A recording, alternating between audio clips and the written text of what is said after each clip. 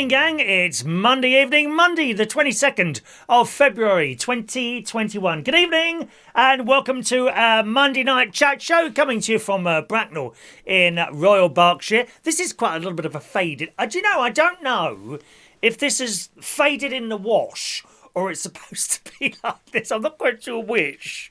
Do you reckon that's... I mean, I'll be honest, it looks like it's faded in the wash. Or it's inside out, but believe me, it is the right way round. Otherwise, the buttons wouldn't do up like that, do they? Oh, I don't know how it works. Very importantly this evening, gang, there's a new text number, okay? There's a new text number. Delete the old one. Doesn't work anymore, okay? There's a new text number. If you're in the chat box and you haven't been around for a while, a very good evening to you. I don't go in the chat box anymore. To communicate with me, either send a text there, 07451 287 337, okay? 07451 287 337, or you can send us an email, chris@unitedkingdomtalk.co.uk. A little bit later on, we'll also open the phone line as well. And operators, I love to bring this picture up, my darlings. Operators are standing... Well, no, not yet. I won't do it yet because people start calling in, darlings, all right? So as soon as I open the phone line, I'll let you know. Couple of messages already coming in. Good evening to Mike in Brighton. Texted in. Good evening, Mike. Rachel Wheatland there. Evening, Rachel. Hello, my love. There's Mick Davenport texting in. Good evening, Mick.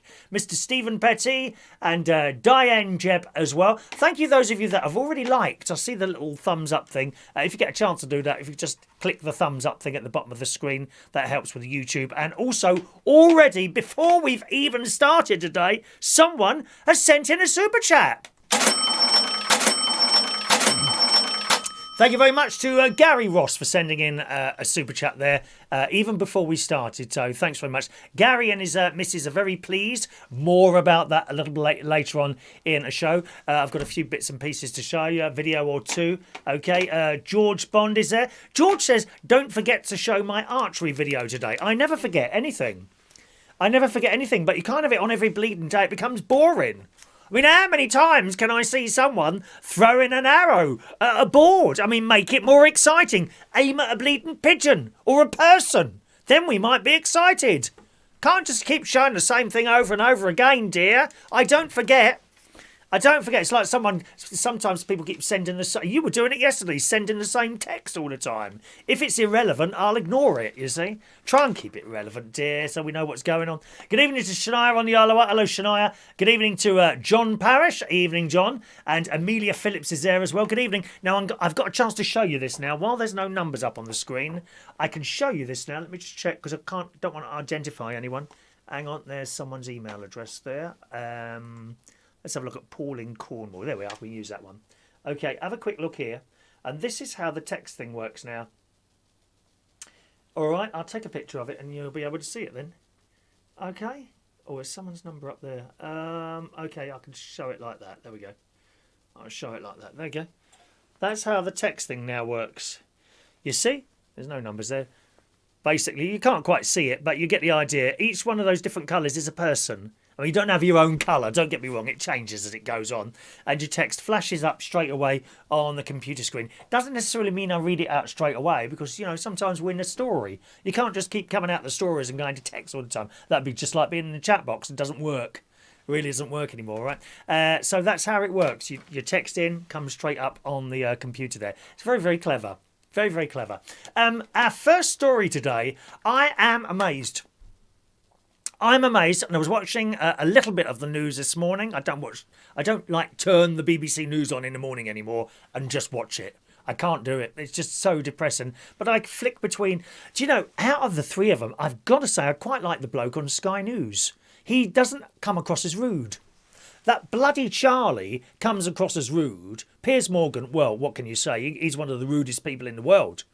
Even Naga comes across as rude. The bloke on Sky News doesn't come across as rude, but he's walking around all the time. I find that a bit off-putting. I don't know why.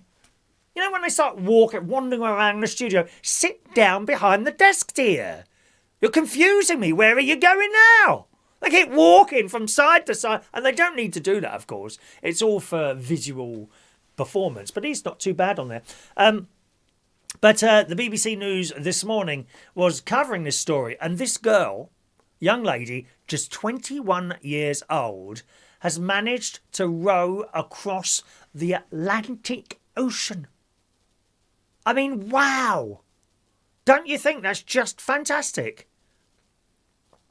She rowed, not the English Channel, not from Southampton to the Isle of Wight, the Atlantic Ocean. She rowed on her own. I think that's just amazing. Isn't it? It's like these people that go to Everest or something and they climb up Everest. How? I'll be worn out after. I'll be looking for an escalator. Is there an escalator nearby? Okay.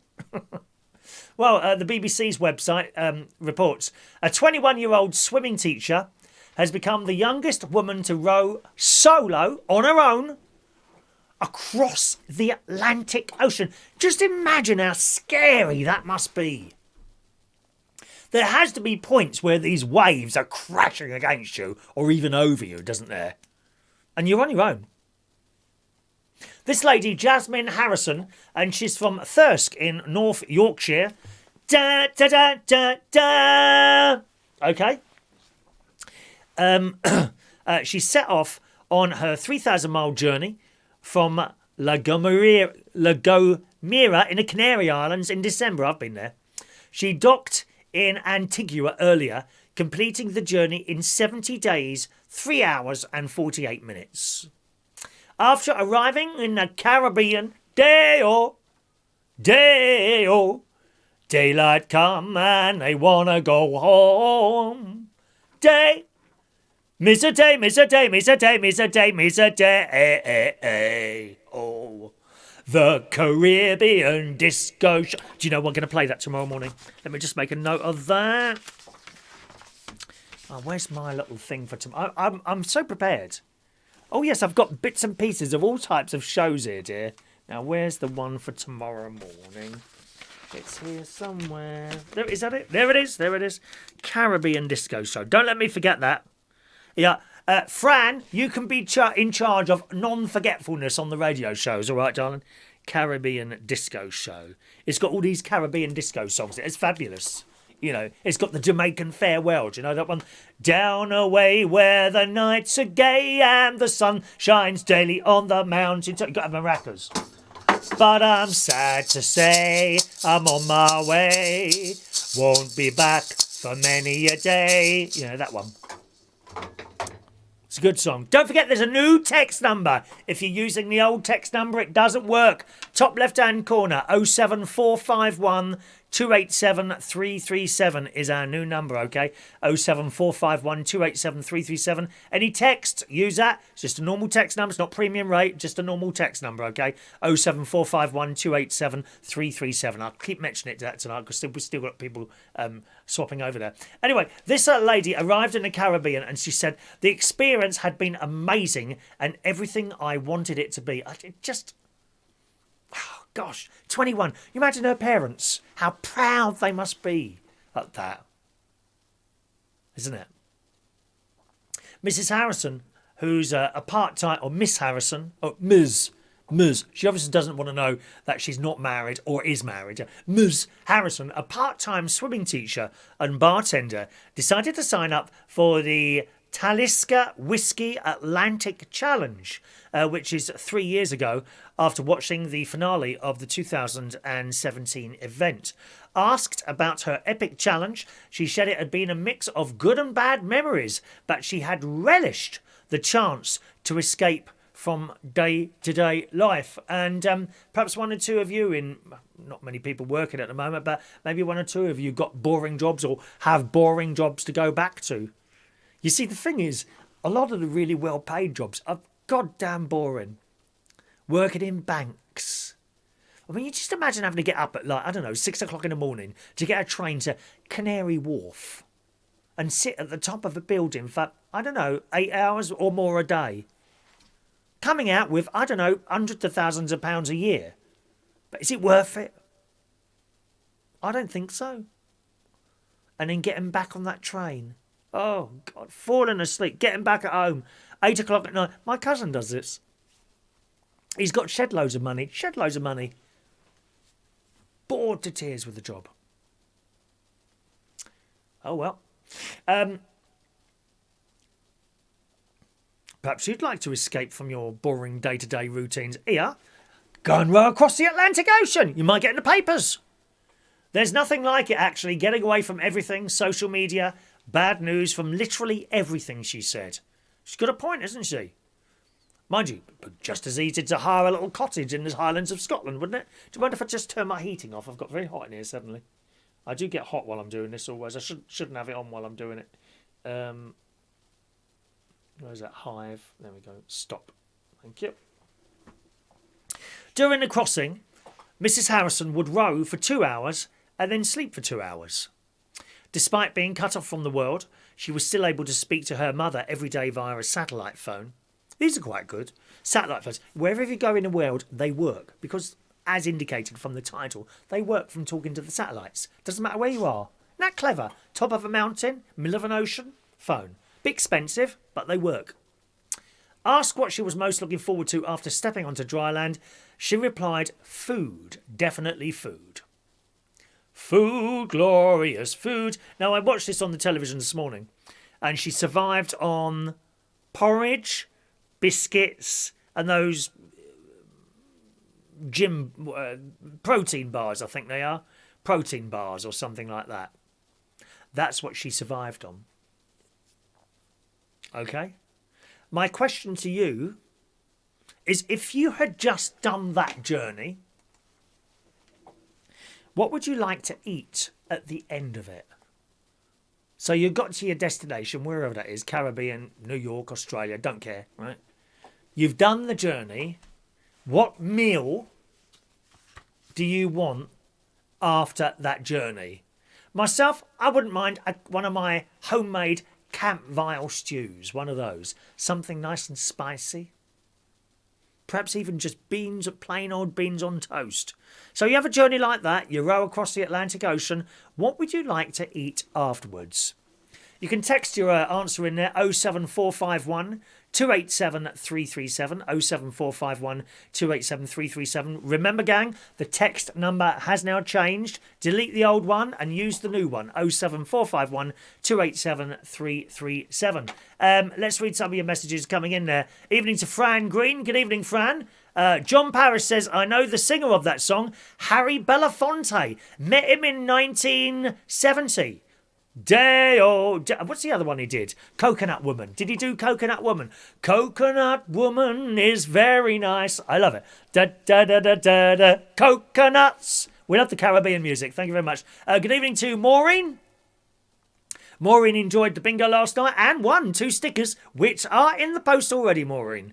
Your stickers are in the post, my darling. All right. Good evening to... Don't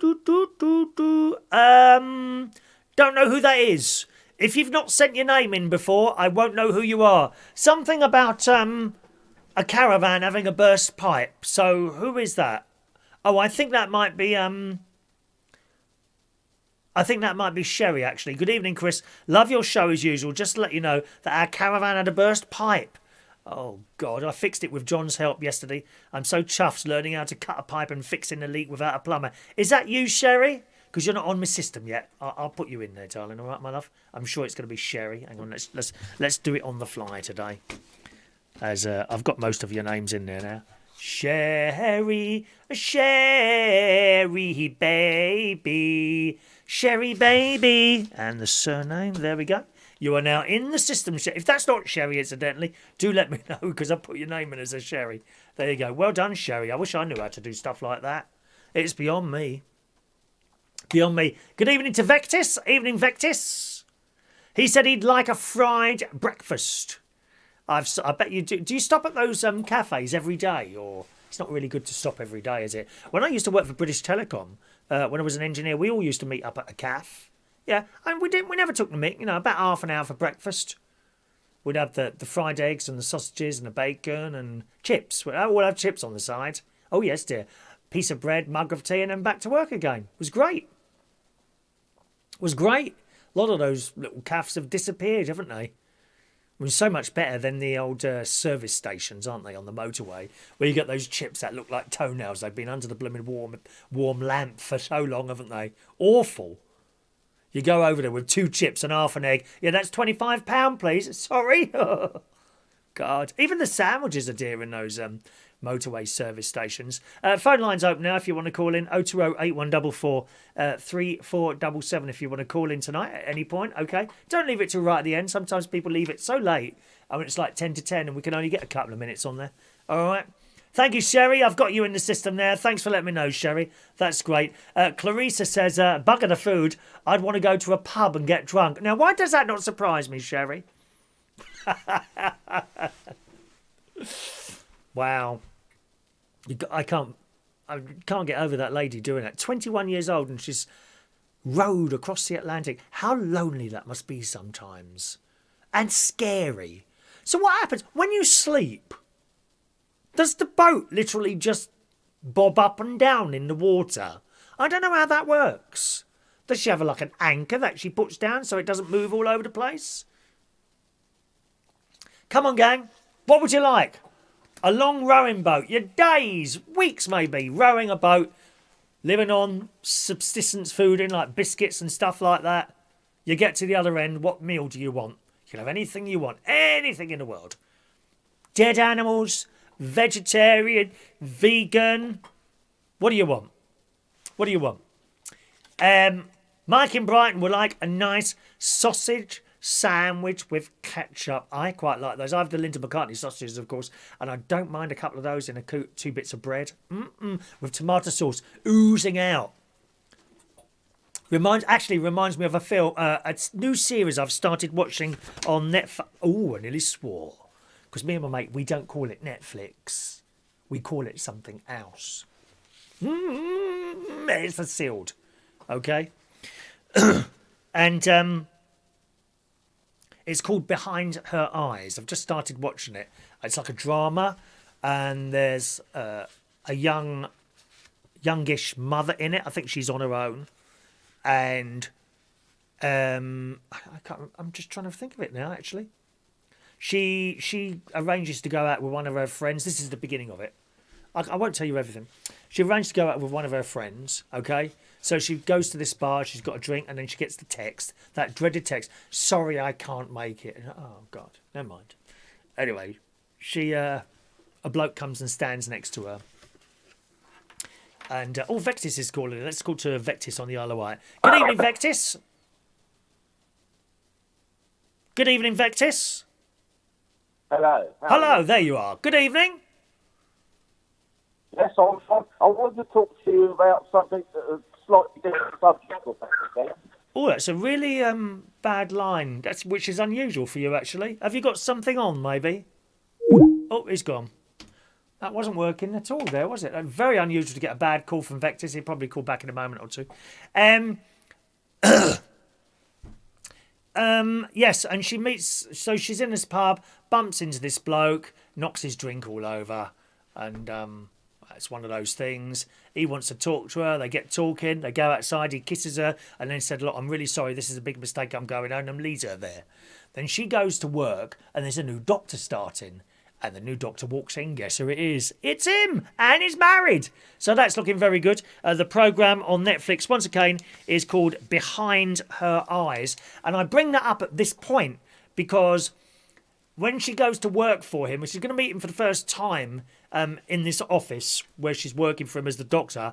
And her friend in the... someone else who's like a receptionist or something like that bites into this sausage sandwich or bacon sandwich and the tomato sauce goes all down her white blouse. It's great. Behind Her Eyes. I've only watched one episode so far and it's looking pretty good there. Don't forget, gang, there's a brand new text number 07451 287 337. Don't use the old one, doesn't work anymore. Fran says, I would like a homemade lasagna. That sounds nice, Fran. That sounds rather delightful. Here we go, Vectis again. Hello, Vectis. Is that better? Oh, that's much better. What were you on before, love? I was on my mobile. Oh, that didn't work well at all. It was a mobile signal, was it? Well, good evening to you, Vectis. Are we talking food?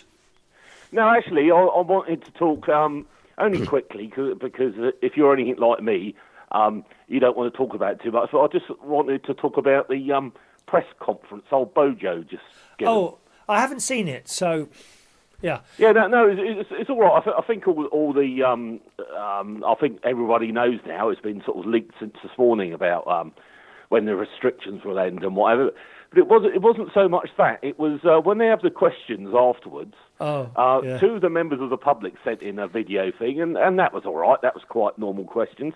And then what's the name from the BBC? Is it Laura Kloonsberg? Yeah, something like that. She's awful, dreadful. Yeah, nothing positive ever to say. No, she said to either the Prime Minister or the two scientific guys, if not all of them, she said, I know you won't be able to put a number on the amount of deaths we expect running forward, but could you put the people's minds at rest at how many deaths you think will be a acceptable amount moving forward? I thought, well, what a stupid question. Oh, She said that he couldn't answer it, and then she's asked the question anyway, and she's paid tens of thousands a year for it. Really annoys me. To be fair to her, she's not the only one. The BBC interviewers seem to be absolutely obsessed with numbers all the time. All they want is numbers. And the bloke, I've seen these politicians on there, and he said, well, we can't really tell you the numbers at the moment. We're waiting for the data. Well, can you give us some idea? Well, not really. I don't want to speculate. Only people would like a number. They are absolutely obsessed with numbers all the time. And sometimes you just can't give them. No, but she is the most annoying one. She really is. That Laura Kay or something like that, Yeah. But it's just the fact that these people are paid sort of like, especially the BBC, are paid tens of thousands of pounds a year out of yours and mine's television licence. Oh, yes, yeah. Really annoying. Yeah, we've had the various governments and people over the years keep saying, we're going to get rid of the TV licence. I don't see it somehow. I can't see the TV licence going. Do you know what I think the problem is now? Is that I don't think the BBC is that special. I think at one time, if you wanted a really fair, really in-depth documentary that perhaps commercial telly wouldn't touch because they didn't see it as being a particularly wide audience sort of thing, I don't think they do that now. They don't seem to have, even the documentary about Fred Dibner. Do you remember that? That went on for years, didn't it? What an intuitive, marvellous sort of like documentary that was. But they just don't seem to do anything like that now, do they? I don't remember that one, to be honest, but they do seem to have gone down a sort of popular route or obsessed with trying to entertain their ever-dwindling youth audience. With some of that stuff on BBC Three, no one watches it. The figures are dire for some of this stuff. Absolutely dire. But it's so bland and boring. You see, in the morning, for example, two breakfast shows, the BBC one is bland and boring. And if you watch it a few days, you'll notice that the same sort of thing is in the same position around that clock every day. For example, around about 10 to 8 every morning, you'll have some victim on there. A victim of some sort where they've got something wrong with them or whatever. And then shortly after that, I think afterwards, they have what they consider a feel-good story, which would be someone like a Captain Tom type story. Now, there's nothing wrong with that, but for Christ's sake, spice it up a bit and give us something to smile about occasionally. Something that makes us laugh. But there is nothing to laugh on there except these corny jokes. I mean, Naga Manchetti, she often tells a joke or two, and that Charlie just sits there and it goes straight over his bleeding head. It really does. The only one worth really watching on there is Carol Kirkwood, who does the weather, who's always got this smile on her face, and it makes you happy. Now, I say that's bland, although on the other side, you've got Piers Morgan, and he's just too far the other way. He doesn't listen to anyone. I think the trouble with someone like Piers Morgan is you almost think that he hasn't got an opinion of his own. He just has an opinion that's going to wind people up. Yeah, that's what he's known for. Yeah, I do think that. And old Susanna sits there, and I can't believe that she actually enjoys working with him. She just sits there like a dummy sometimes, doesn't she? Yeah, yeah. It's funny. It's funny you should say that because I'm obviously not going to mention. I'm obviously not going to mention names, but talking about sort of humorous things and whatever, we've got a presenter on our radio station who just hasn't got a sense of humour at all. He's good at what he does. He gives all the community information and all the tide times, and he has his recipe of the week and whatever. But I've just never known him say anything that would make anyone crack a smile. Well, he doesn't get it. Is he one of the permanently offended as well? No, not permanently offended. Okay, well that. that's a plus anyway. Yeah, there is a plus there then. Yeah, you just don't seem to get any. I don't know. He certainly doesn't get sarcasm, which with me is a bit unfortunate, really. That's 90% of what I do. You got to have a laugh in the morning. I mean, really. Yeah. You know, that blooming. If I did that 9 o'clock radio show and it was all doom and gloom, no one would blooming listen to it. I try and send everything up, including myself. You know, send it all up. I mean, sometimes I'll read. I work on that opening bit. You know, when the news finishes and I come on, there's always a bit I say, and then I play the jingle and I start and I look around for stories. And sometimes I think, oh, should I have said that? And then I think, well, hang on, if it made someone laugh, then blooming well, yes. Yeah, as you say, you choose to be offended, don't you? You make a mental. I think you do choose to be offended. Some people would be offended. Sometimes I'll start my programme with something like, "Well, congratulations, everyone! The weekend's over, and you're not dead." That's right. And then I play that, and I know, obviously not one of my listeners because they're not there, and I know had that have been on a big station, someone would have emailed in and says, "That's not funny. My mum's died." Well, it wasn't directed directly at you, was it? But they take it all personally, don't they? They take it all personally. Yeah. Anyway, just before I go, on a slightly less lighter note, I'd just like to say that much more so recently, but I feel your pain with acid reflux. I've got it terrible at the moment. Oh. Saturday night, I woke up, admittedly somewhat self-inflicted, because before I went to bed earlier in the evening, I did have a curry, which wasn't the most intelligent thing to eat. But I woke up about 12 o'clock. I thought I was dying. The acid reflex up my throat and what have you. And it's terrible. Well, I think that's what's causing my throat. I've still got this throat problem. A couple of things I do know that can stop acid reflux is losing weight. And there may be something setting yours off. Mine tends to be bread and cakes and anything like that. I've hardly had it at all since Wednesday. Wednesday, of course, was Lent, so I started Lent. I think I found 2 days later a biscuit in the cupboard. Now, you know I don't chuck food out. It was a cookie that my sent me, so I had that. And I think I had one bread roll left. That was on Wednesday as well, and that's been it. Really? Yeah. And ever since then, I've had hardly any acid problem. But the throat still hasn't gone down yet. And acid reflux, if you keep getting it, you need to have it looked at, because if it keeps damaging your throat, you can get a bit of the big C in there. Yeah, this has been monitored. I'm sort of chatting with the doctor about it, so he does know about it and what have you. Do you have anything? Do you take anything at all? No, not really, not at the moment. I'm just trying to, like I have been for a few years, I'm just trying to sort of like work on the weight. And hopefully that with the type 2 diabetes and what have you, hopefully both of them will subside a bit if I... I'm sure it will. I'm sure it will. There's a Galveston Extra. There's aniseed or mint. I can't stand that aniseed taste. Vile. So I have the mint one. Galveston Extra. It's like a thick white medicine. Two spoonfuls of that, and so, you know, if you put the spoonful in your mouth and swallow it down, not all in one go, like, you know, little bit, swallow it down like that, and it kind of that's really an instant relief. Relief. I'll have to look out for that. That's a song, isn't it? Galveston. Oh, Galveston. That sounds like it's a bit too new for you to play on your show, my lord. Oh, by the way, did Shania pay full attention to your show on Saturday, or did she put her feet up again and go on the mobile phone? No, she was quite good. She's still on the mobile phone, but her eyes sort of like a bit like a dog when it's sleeping, you know. Her eyebrow pricked occasionally moved up and what have you, and I got something out of her, you know. But it's the end of the weekend, bless her. She gets tired after all that praying on the Sunday. Has she got a lazy eye? Does it keep looking at the other one because it's bored? Yeah. What are you saying about my radio show, Chris? How dare you? How rude. I'm offended. I'm going to write a letter. Write yourself a letter. Write to Disney. They're very good at offence now. Perhaps, I think really at the beginning of your show, you should have a disclaimer that, we're sorry, this may contain offensive language. And flashing lights.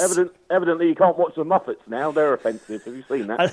I like these people. They always come in when I was doing like a mobile disco or something. They saw the strobe flash once. They were straight up. Oh, can you not use the strobe? I've got epilepsy. I used to put it on more. Just for the sake of it, darling. I used to keep flashing it. I'm sorry, it keeps coming on its own, I would say. I bet it made him dance better, didn't it? Oh, I shouldn't have said that. If only you could. Just what I'll keep on saying this. I must go in a minute. But when you're doing your radio thing, where you're only on for an hour, dear, and some of us are on for 3 hours, But where you're only on for an hour, do you have to back time to the news, or do you just get cut off if you haven't timed it right? If I haven't timed it right, I get cut off. Yeah. There's no extending it. No way. You can't extend it. And sometimes I get it right. Sometimes I don't.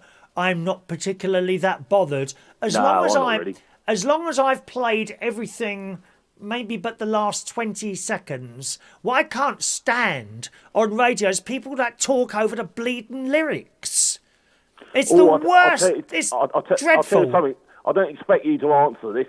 But I should say anyway that there was I forget what his name was, but there was a guy on your radio station who seemed to do that all the time. Seemed to use every record as a bed, and I thought, well, no, you see, it's his hour of fame, isn't it? But I just think it's one of the worst things you can do: talk over the record. The other thing with that, just to explain what back timing is to other people. Okay, so say the show finishes at 10 o'clock. Right, you should be able to back time. It does involve a bit of maths. You see, this is the thing. You should be able to back time the last record so that it finishes on time and it doesn't get cut off. Now, I'm okay with about sort of 30, 20, 10 seconds being missing off that. What you don't want to do is start a record and then 15 seconds later you've been cut off. That's no good. And really, you should do it. I don't know how you do yours, but I try and do mine sort of 2 or 3 songs before. Then I've got an idea in my head. So I might see 10 minutes to go and I think, well, that's 3 minutes, that's 3 minutes. And you're doing all this in your head as you and talking and playing music, you see. And it's a little bit confusing, but I generally manage to do it. I haven't really done it so badly that I thought that was crap. No, I managed to do it yesterday purely by accident. It played the last song, and just as the dying embers were counting down, boom, the news came in. I thought, wow, oh God, yeah. I mean, there was unfortunately, it's more luck than skill. Yeah, I don't know what sort of play out you have. I basically have 10 CD players in front of me, and another 20 little squares that I push, and they're the jingles on there, right? And I choose when to play them. Now, there is another way to do it, where you load everything in when you start so that you can see when it finishes.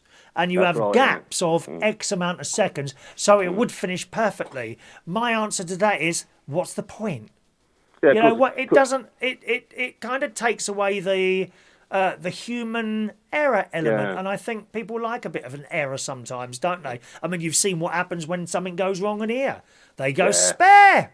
Texting and everything. Oh, your mirror ball's not turning. Oh, your top button's undone. They go mad, dear. I think people do like a little bit of human error in something, Oh yeah, our program manager is quite on about if something goes wrong, just move on and don't mention it. But I don't. I think it's part of the show. I do as well. It's me. I mean, your whole show is just one big error, isn't it, really? Well, that's right. Yeah, so what are you trying to do, Shania? Hang on, just before you go, Shania's waving. Oh, what's she want now, dear? Oh, yeah, Shania's going to do the rosary, which could be a bit tricky, because our broadband's about to be shut off at 9 o'clock. What, already? She's early. What time's that still? We've been having all sorts of trouble with the internet going really slow, and I just thought there's a lot of people using it, but there must be an issue because we're being cut off from 9 o'clock to 8 o'clock tomorrow morning. Oh, are you? Who are you with then? Sky. Oh, that must be the BT lines then, because Sky... Oh, and I don't know. I think Sky got their own lines now, haven't they? Oh, I don't know. I can't remember now. Yeah. Anyway, I don't like to talk too much. You know me, so I'll leave now. Practically finished the show. Sorry? How very rude. I'm offended. I'm going now. Like that fella on, what was that? Mr. Angry, wasn't it? That Steve, what's his name? Steve Wright. That's right, yeah. You're making me so angry, I'm going to throw the phone down. Good. Bye. Vectis on the Isle of Wight there. Some of your texts here. Good evening to Tony King. Good evening, Tony. Welcome along. Are you? When are you allowed to go to your caravan? Don't know yet. No idea. Around Easter, I would imagine. Hello to Rumble Bumble. Good evening, Rumble Bumble, who says, good evening, Chris. If I'd have just rode all that way, I would want gas and air. Wouldn't be bothered if it was in a sandwich or served with gravy. Gas and air. Sherry, after a long journey on a boat, she'd like a T-bone steak with chips or mashed potato, followed by ice cream. Yeah, I used to do steak and peas and chips. That was really like a harvester meal, wasn't it? Have you been to a harvester before? Wasn't it something like that? John Parrish, he says a T-bone steak, mushroom, eggs, chips, Knickerbocker glory for afterwards. Sounds quite nice. Shania says, I know Daddy's on one. He's raised his voice. Yeah, he has. Good evening to Mark Bowles texting in there. Let me just do these texts before I take your call there, Daniel. If I could just wait, ask you to wait a moment or two, please. Thank you. Mike in Brighton, when you compare the entertainment offered by BBC with Netflix, you now get so much more with Netflix. BBC has had its day in 1950, before my time. I was a big BBC fan right through until they put those blasted balloons on. They removed the globe and put them... Doesn't matter, I've got the globe now, haven't I? I've got the globe now. As you can see. Have you seen my globe, everyone? Let me just bring my globe up. There is my globe. See, I've got a globe now. I've got a globe. I've always wanted a globe. I've got a globe. BBC didn't want it anymore. Fine, I've got it. It's like old, remember British Airways? They didn't want the Union flag on the back of the planes. They replaced it with these awful things. Dreadful paintings of the... Margaret Thatcher hated it. So what happened? Virgin came along. That's okay. We'll have it. Put it on the back of their planes. Good evening to Adam the plumber. Evening, Adam. Gary has sent me a WhatsApp. Oh, I haven't got the phone in here, Gary's. Oh, yes, I have. What have you sent me here? Gary's just sent me a WhatsApp. Oh, better look at it first if it's from my nephew. Oh, dear. Gemma Collins. Look at that. That's a cyclist. A cyclist that crashed into that car. Look at the car. Was Gemma Collins on the bike? We've got a Gemma Collins story coming up, gang. Evening to Jason Hughes. And good evening to Russ, who says, good evening, hope all is well. Just a question. I'm having my COVID jab on Friday. I saw you had yours. Just wondered what sort of reaction you had. I was tired. For a day. That was it. Tired for a day. That was it. All right. Don't forget, gang, I keep telling you this. Don't use the old text number. Doesn't work anymore. The new text number is 07451 287 337. Okay. Let me just do me emails. And just see if there's any emails there. Evening to Jason Hughes, emailing there. And evening to Gary Ross, he's emailing there. And Daniel Woodhouse is there. I've got a picture later to show you of Daniel Woodhouse as well. One moment, I think that's it. Is it? That's all the emails coming in there. 1 second, darlings. There's one from Adam the plumber. Tony King's there. Good. YouTube there. Is Jeff with us tonight? I don't see Jeff there tonight. Maybe Jeff's not here tonight. Jeff, if you're there, I know you usually text in, don't you?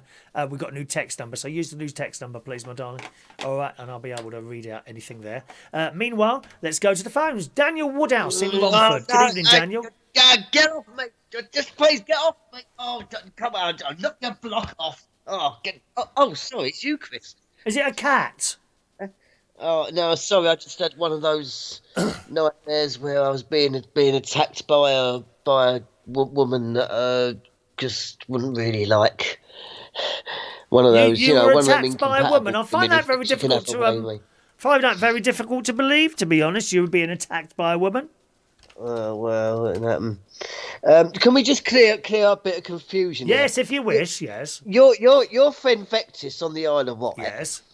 Now that's Shania's dad. Yeah. Yes. So, who was Simon? Is he also known as Simon as well? Just a second, I've got something on here.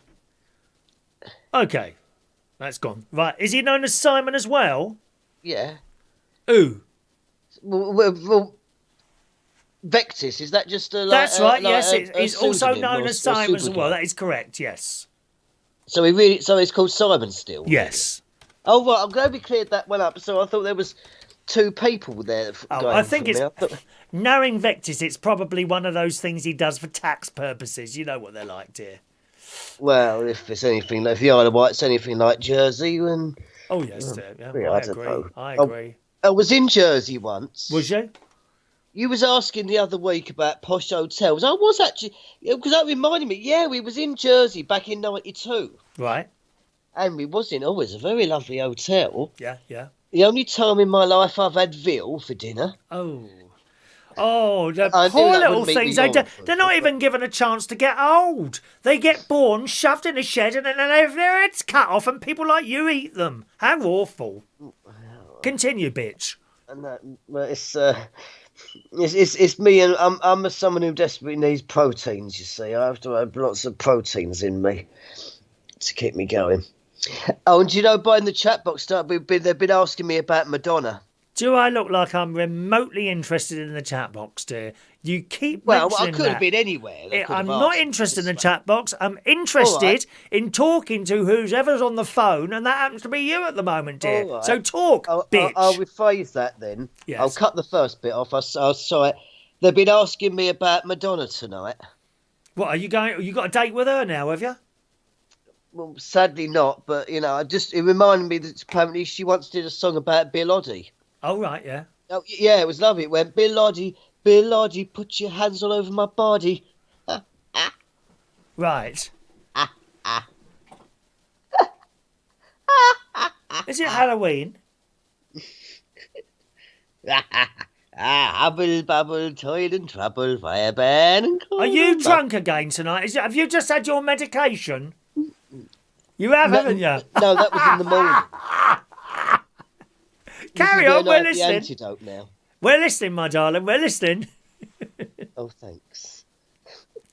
And so what else? But yeah, and and the new lockdown easing. Yes. Now, do you happen to know when I'm able to travel around? Do you happen to know when I'm able to travel around? Oh, that could be about August at the earliest. You might be able to go on a summer holiday to the caravan. Well, I think you're incorrect. No, wasn't it? I think you'll find it might be April.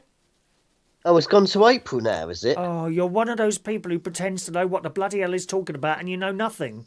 Of course I don't. Why do people do that? Well, and Chris, be fair now, son. You didn't let me finish there, you see, because I was coming to the actual... is there a punchline? Yeah, well, there was a big point to it, you see. Oh, right. At the end, that I was saying that it'll just be just like it was last year. Because do you remember when they tried easing lockdown? And, you couldn't go to the pub now. We got to remember rule of 6, social distancing, gimp mask and all that. It's not going to be any different. It would still be, all that was, no one's going to want to go anywhere, really. If you want to be all the time thinking about, how far am I away from that person? Am I standing far back enough? Will anyone be offended if I cough, sneeze or fart or anything? So, if I was in your company, any of those things would offend me. Yeah, especially the last one. Now, while you're there, I'm going to try and pull you back into sort of popularity here. You may remember a couple of weeks ago you were going on about wanting a date, weren't you, my love? Yeah. Well, you sent in a photograph of yourself, and I thought I would ask first, and put you up there for all the world to see. Would you like that, darling? Oh, yes, please, Chris. Would you like that? Okay, boys and girls. Now, hold your horses. Ladies, if you fancy a date with Dan Woodhouse, you already can get his personality from this conversation. Okay? But you don't know what he looks like yet. He might be an ogre, or he might be a Prince Charles Prince William lookalike. Or is it Prince Harry? Which is the good-looking one? Well, I think we'd exclude Harry, knowing what he's been. No, I think it is Let's Harry. face it, I ain't got a ginger beard. Harry's the good-looking one. Anyway, No, so Will. what does Dan Woodhouse look like? Here we go, gang. There he is. And you know what, Dan? That's not a bad photo. It's not a bad photo. And I have to ask you, it's the one of you with the checked shirt on, one button undone, and a slightly tanned look. Looking that you just come back from the Caribbean, where it was probably actually at Skegness or Bognor Regis, one of the two. And I'm wondering how old that photo is. It was my mum's 70th in October 2013. Ah. Yeah, so it is a bit on the old side. So it's a little bit like some of the photos that people put up on their little dating websites there. Perhaps you'd like to send me a more up-to-date one, you see, because the trouble is you meet people on an old photo and then they see you what you look like now and they don't want to know. I don't want to know. I'm no different now. What 7 years? 7 years? I mean, look back 7 years at my videos and you'll find something called hair. It all goes very, very quickly. And 7 years is an awful long time to have such an old photo up there. I would recommend that you send a new photo immediately on the email, and I can put that up in the next show to assist in your hang on, excuse in your me, what's this here? futile. Sorry, Mr. in your Bean lookalike? sorry. Oh. What? Put there, Mr. Bean lookalike. I told you, don't look in the bleeding chat I box. can't help it. It's there. It's in my face. Don't look in the chat box. I can't help it. It's not even on my screen here. I don't have it on. You just end up getting all fed up. And as soon as they know they've got you, they will go on and on and on. Don't look at it. Well, 5 suicides last week of regular viewers to this show because they were fed up with people having a go at them. 5 suicides, darling. Oh. Don't go in the chat box. End of. Yeah. Have you sent the new picture yet? Why not? Have you sent it now? Or what about now? Have you sent it now? Chris, have you done it I yet? don't even Have you have the emailed it decent now? camera Have you sent it yet? I don't even have the decent camera, and that was taken. Oh, that was in please the days when I was a don't give. photographer. Do not give me crap excuses. That You was can in do the a days when I was a screenshot. photographer, you see, and No camera required. You can do a screenshot of one of your strange videos, or shall we say, the Chris Reardon after show, not after birth, after show. Yeah. Well, that's what you could call it, the Chris Reardon afterbirth with Daniel Woodhouse. That kind of makes sense looking at you.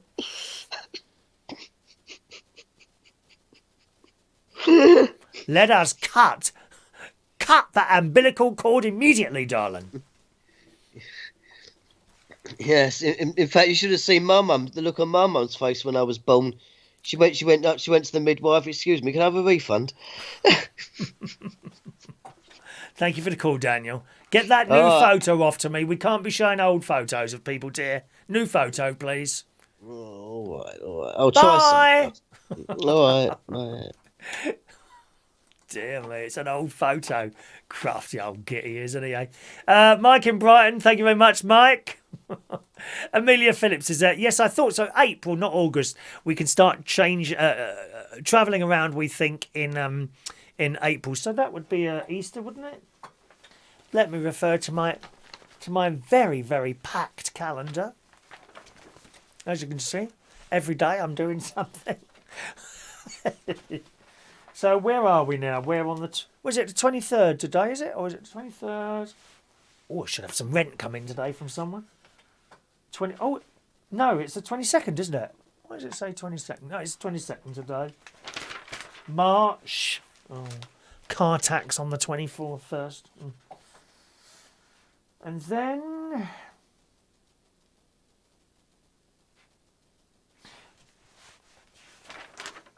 April. April will take us into Easter. They're going for it. That's what they're doing. I bet it's the 1st or the 1st of April. Something like that. April Fool's Day. You pull it at the last minute. So that's when we think we're going to be travelling around. I reckon he's hoping for Easter that we can lift the lockdowns there. All right, my darlings. 0208, 0208 sorry, the big number's gone, isn't it? 0208 144 3477. If you want to send in if you want to call in on the show today, all right? Or you can text. Don't forget, brand new text number. 07451 287 337. 07451 287 337 is the new text number. All right, now what else have we got today? Oh, we've got a video. Got a video to show you today, you lucky things. George, head of Bows and Arrows, on this programme has sent in another video. George, why have you got that music playing under it, though? It's I can't bear information videos with music underneath them. It's annoying. It doesn't enhance it in any way, shape or form. Get rid of the music, dear. Just talk. Anyway, George has sent in a new archery video. Here it is.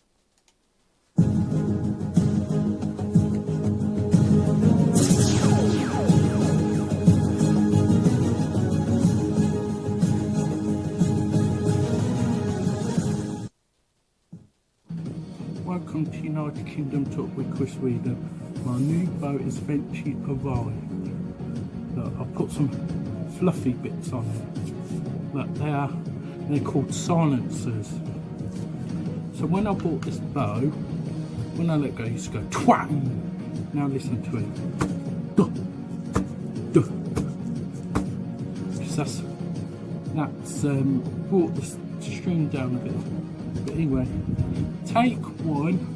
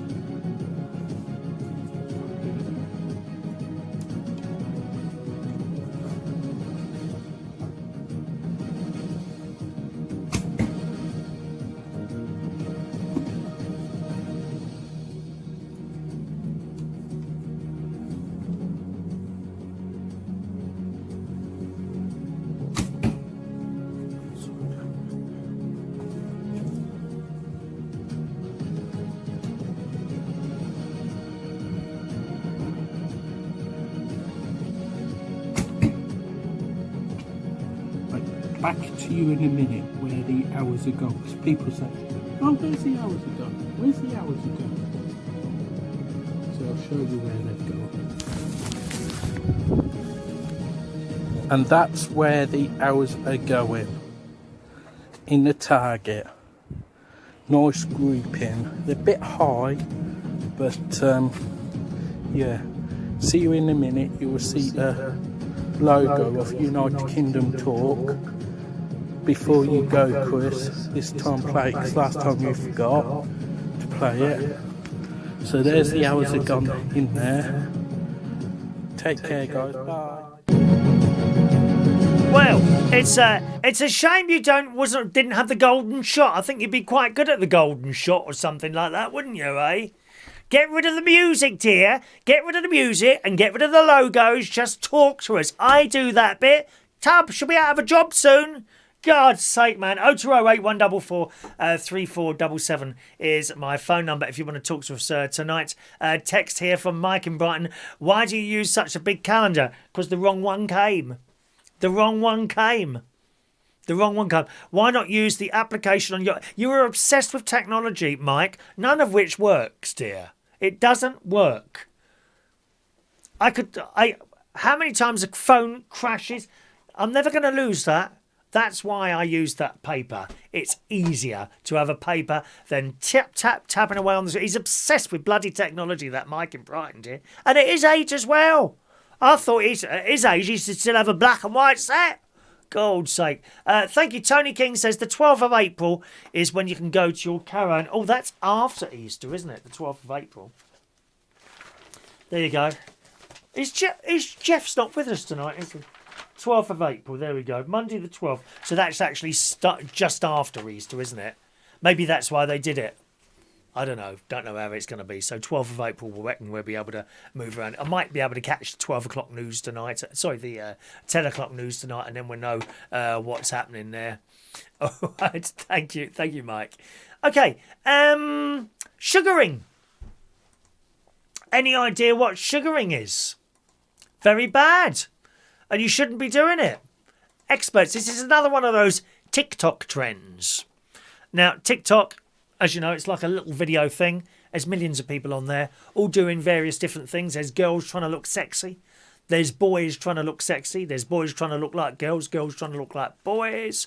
There's great talent. People playing the piano, violins, telling jokes, bits of the TV. It's all on TikTok.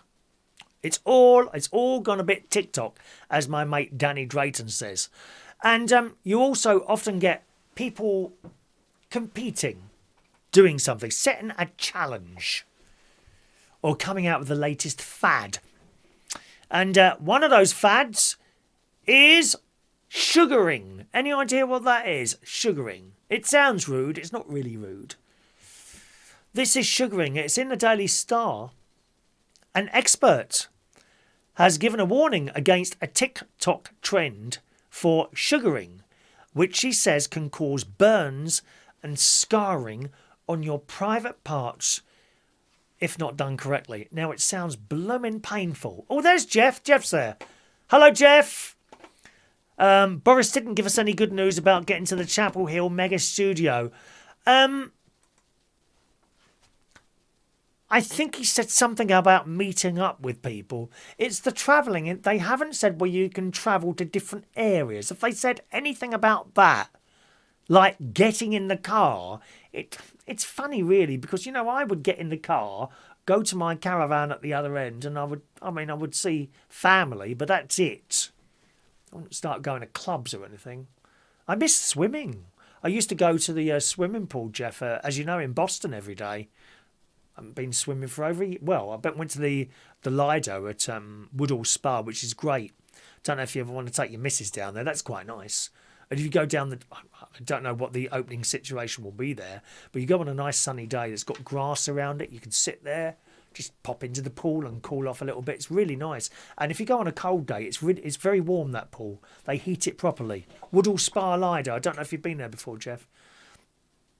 I don't know what the disabled facilities are like there, but they've got they have a chair, don't they? You know, they have one in the swimming pool anyway. You'd like a chair, and someone comes and you get lowered into the water if you can't sort of quite make the steps and that sort of thing. Might be something you like to do there. So anyway, nice to hear from you there, Jeff.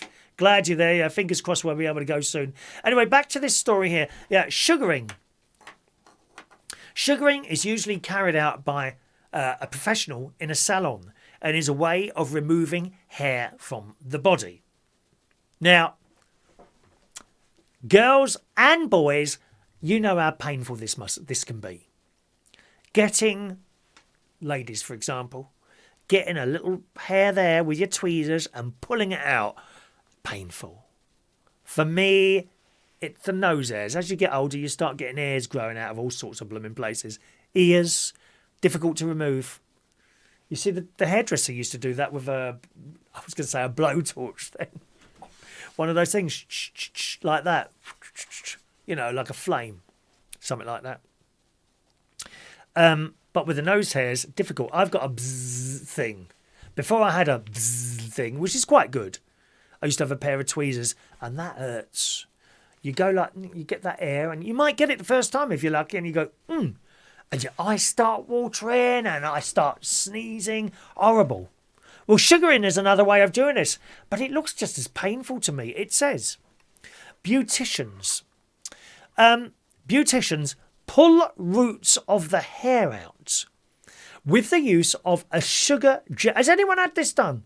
With the use of a sugar gel which binds the hairs together so it's easier to remove. Now, when it says bind the hairs together, right, it's bad enough pulling one out at a time. But you know, you've had those tweezers occasionally where accidentally you got two hairs.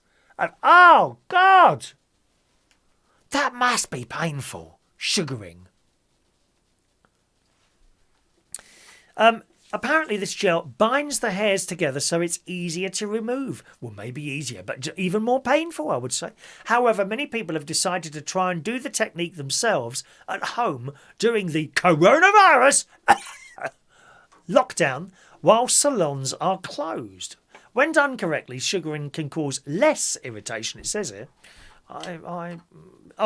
Less irritation than traditional waxing or shaving. Now, there are some... I'll come to that in a moment. However, one expert has said it could do more damage than good. Stephanie Taylor, who is an intimate health expert, a managing director of Kegel 8 or whatever it is, said people should think twice before opting to try home beauty treatments while in lockdown. She said some women and some men have taken to waxing their legs and armpits using the sugaring technique, while others are trying it out on their downstairs hair as well, you know.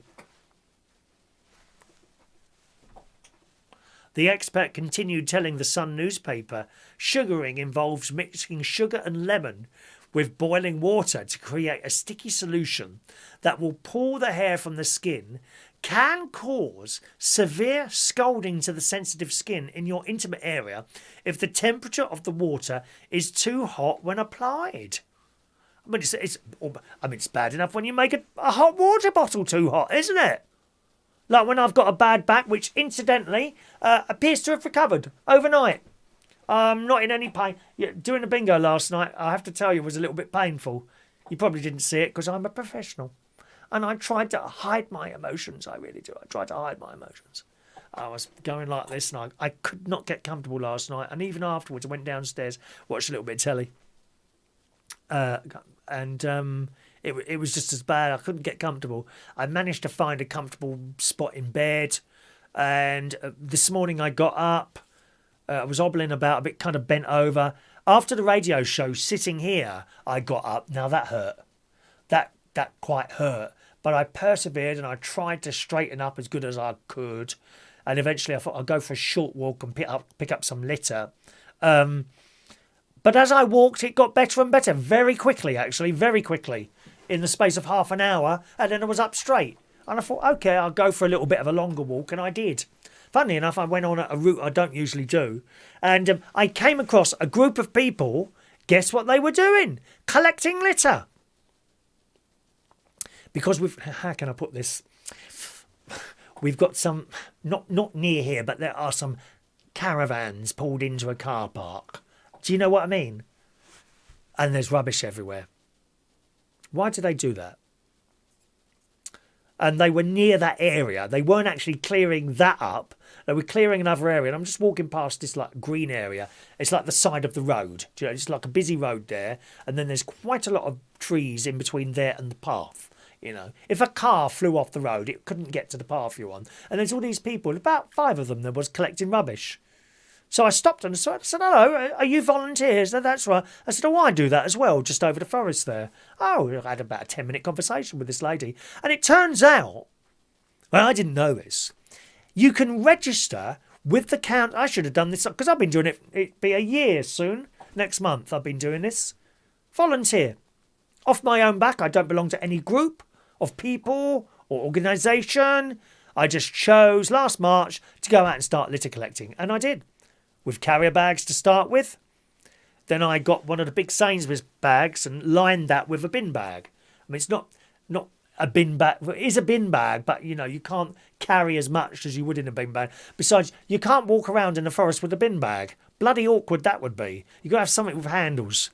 Anyway, so it turns out You can register with the council as a volunteer and they will send you bags and a litter picker if necessary.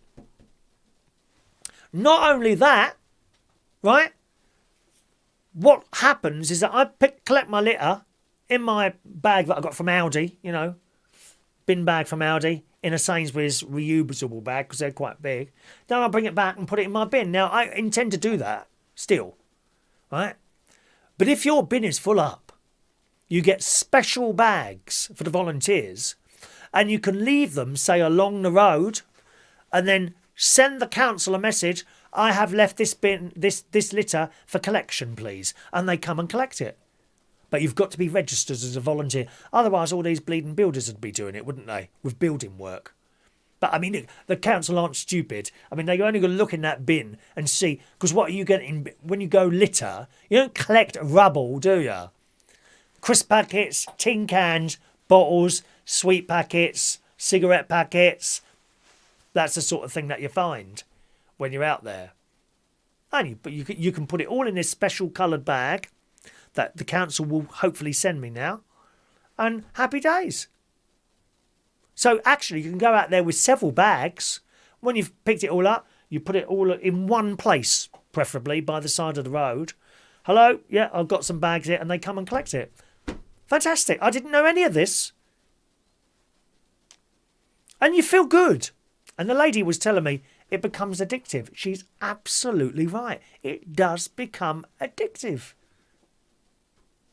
Now, my idea, I mean, I've spoken about this so much, I don't want to bore you again and go on about it, but my idea of a good day litter picking is to come back with an empty bag.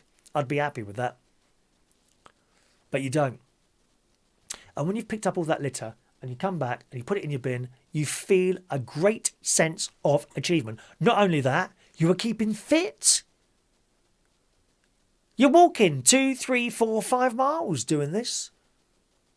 You don't have to bend down. You've got your picker. None of this bending over business. You don't want to touch it anyway. Some of the stuff I pick up you wouldn't be wanting to touch. I am hoping soon to find a hidden bag of money. And I won't be sharing it with you, sunshine. So it was quite nice. And I mentioned that because I walked up there and did my little thing up there. Anyway, back to this story here.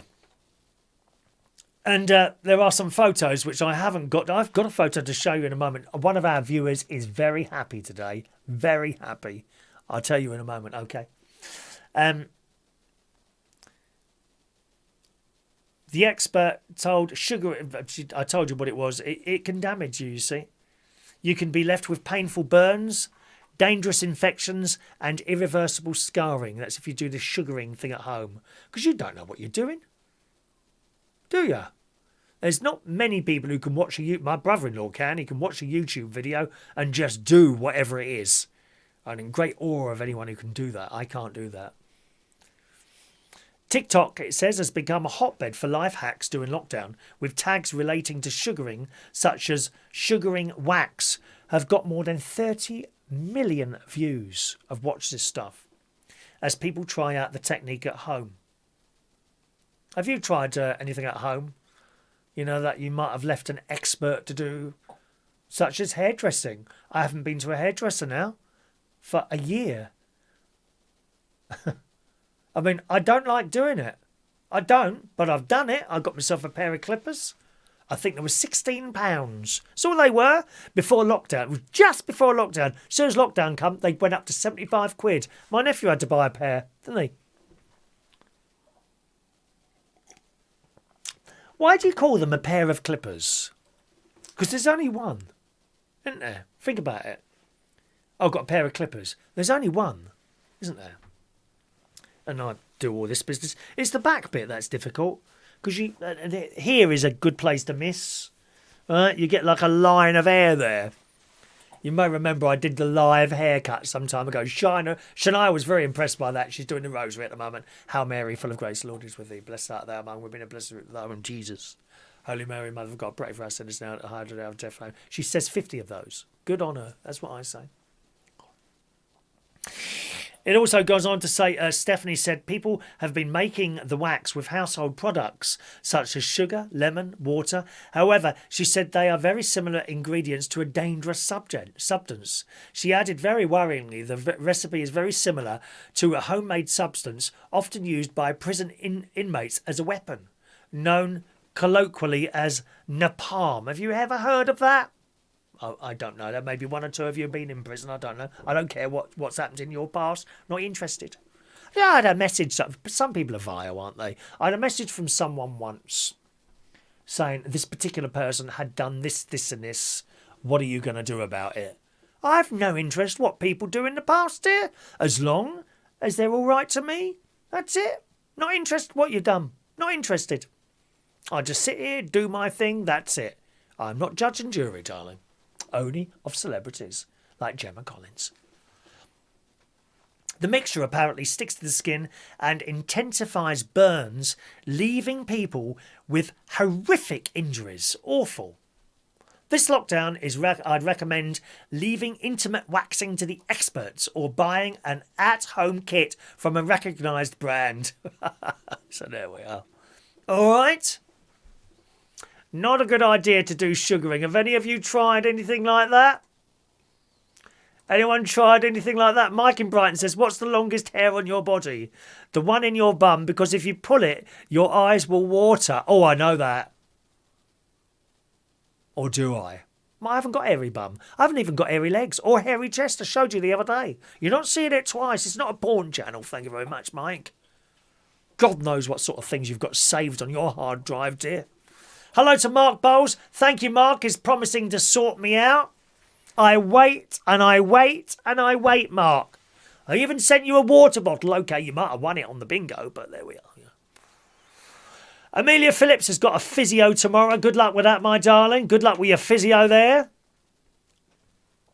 Okay. There we are. Now I've got another. Oh, there was another thing I noticed. Let me see if I can find that now. On this thing that people are doing on TikTok, a full face hot wax. Now, my mate has had a similar thing to this, but I think only a little bit, like down here. A full face wax. So they cover your face with wax.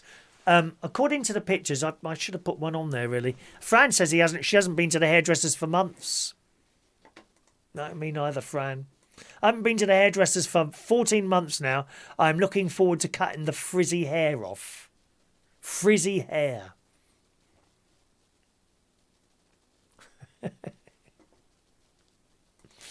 Anyway, full face wax. The picture in front of me, the wax starts here, literally, and goes down, all the way down to here. You know where that bit you shave? Incidentally, I've put on a new Harry's razor today. Look, smooth. Look at that, eh? So they've got this wax here. He's got what look like cotton buds, a couple of those stuck up the nose. The mouth bit is empty. Now, the BBC website is reporting this.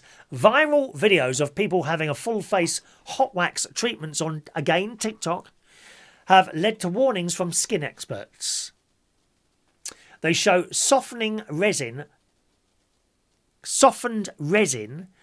covering subjects' face, mouth and neck and partially penetrating their ears and nose. So they put it in here as well.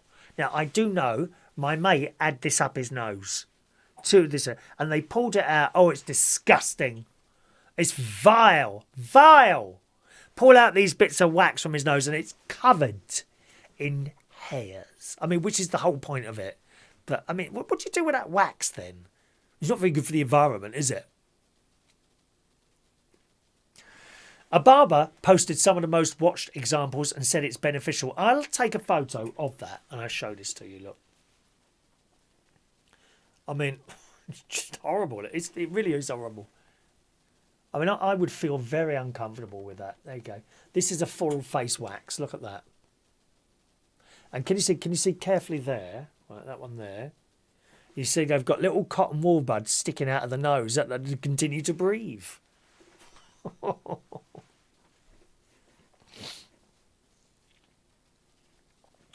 A barber posted some of the most watched examples and said it's beneficial.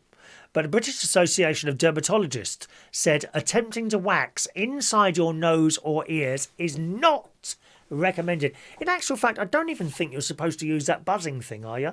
Bzzz, to cut the little hairs out. I don't think you're supposed to use that.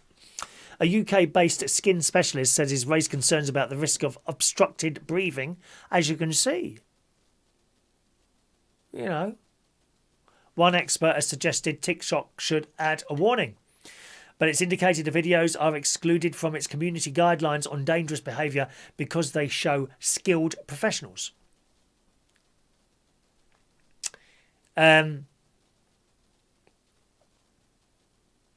Sections of wax pulled out of someone's ears and nose are held up to the camera to show dozens of hairs poking out of the now hardened substance. God. In this case, the wax runs around but not over his mouth. In other clips, show fully covered faces with cotton swabs used to create air passages. I don't like the idea of it. Strips of paper are also used to protect eyelashes and eyebrows. Has anyone had something like this done, like a full face wax? Or maybe you've just had the little bits done where they only do up your nose and in your ears. You know. I haven't got any hairs in my ears at the moment. I do hope not, dear.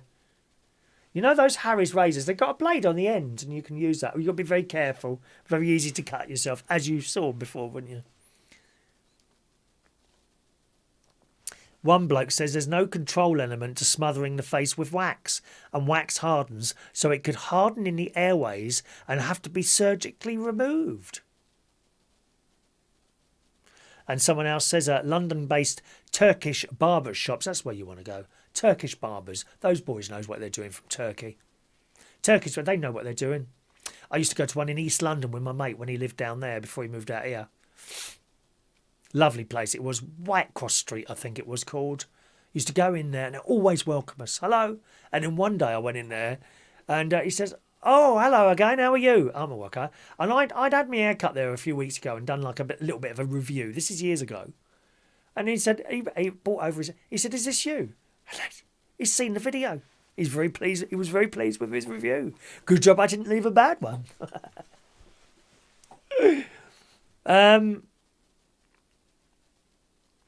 Yes, London-based Turkish barbershop Adam Grooming Atelier said to wax such a large area of delicate skin is very irresponsible. They raised concerns the videos could lead to copycat incidents.